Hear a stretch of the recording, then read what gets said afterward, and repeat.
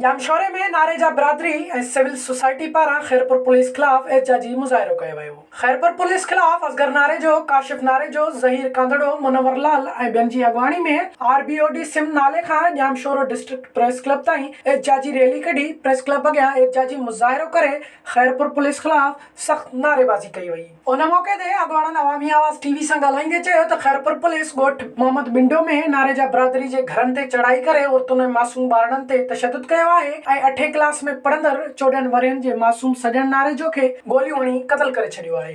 हुननि चयो त खैरपुर पुलिस पंहिंजी अहिड़ी कहरी कार्रवाईअ खे सही साबित करण लाइ मासूम सजन नारेजो खे धाड़ेल करार ॾेई रही आहे, जंहिंजी सख़्त लफ़्ज़नि में मज़म्मत कजे थी। जे सिविल सोसाइटी तरफ़ां जेका रैली कढी आहे उहो खैरपुर पुलिस जे हिकिड़े अमल के खिलाफ़ कई है, जो हुननि हिकिड़ो 8 क्लास जो शागिर्द शहीद सजन नारेजो खे धाड़ेल ॼाणाए शहीद किया है। उनके 4 साल भाउ मोहम्मद हुसैन नारेजो खे भी धाड़ेल ॼाणायो है, जैसी उम्र 4 साल है। जो सजन नारेजो जो बेगुनाह 8 क्लास जो शागिर्द है, उनके शहीद किया वियो है।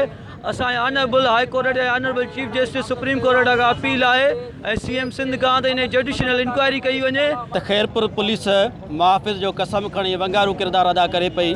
खैरपुर ज़िले में एक बिरादरी के टारगेट करे उन्हनि ते कूड़ा केस दाख़िल करे उन्हनि जे मासूम ॿारनि खां कलम किताब खसे उन्हनि खे वाट वींदे उन्हनि खे दहशती के केसनि में मारियो वञे पियो। जेके मासूम ॿार पुलिस मारण शुरू किया आहिनि, इन सिलसिले के बंदि करण जे लाइ हिकिड़ी मुकमल इन्वेस्टिगेशन करे मक़तूल जे वारसनि सां इंसाफ़ कयो वञे। जेकॾहिं इंसाफ़ न थींदो त हीउ एहतजाजनि जो सिलसिलो अॼु जामशोरे ऐं खैरपुर ऐं सखर में शुरू थियो आहे, सुभाणे ही सॼी सिंध में थींदो ऐं उनजा समूरी ज़िम्मेवार खैरपुर पुलिस हूंदी। एहतजाज कंदड़नि IG सिंध समेत ॿियनि आला अख़्तियारनि खां मुतालबो कयो त खैरपुर पुलिस खिलाफ़ कानूनी कार्रवाई करे इंसाफ़ कयो वञे, ॿी सूरत में एहतजाज जो दायरो वधायो वेंदो।